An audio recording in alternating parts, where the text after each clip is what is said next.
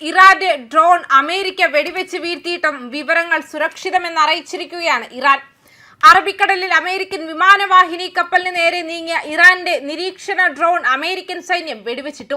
അമേരിക്കയുടെ പടക്കപ്പലായ Abraham Lincoln നേരെ ആക്രമണാത്മകമായ രീതിയിൽ ഡ്രോൺ അടുത്തതോടെയാണ് സ്വയം പ്രതിരോധത്തിന്റെ ഭാഗമായി നടപടി സ്വീകരിച്ചതെന്ന് അമേരിക്കൻ സെൻട്രൽ കമാൻഡ് അറിയിക്കുകയും ചെയ്തു.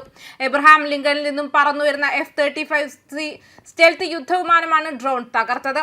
സംഭവം നടക്കുമ്പോൾ വിമാനവാഹിനി കപ്പൽ ഇറാനിയൻ തീരത്ത് നിന്ന് ഏകദേശം 500 മൈൽ അകലെയായിരുന്നുവെന്ന് അമേരിക്കൻ സെൻട്രൽ കമാൻഡ് വക്താവ് ക്യാപ്റ്റൻ ടിം ഹോക്കിൻസ് വിശദീകരിച്ചു.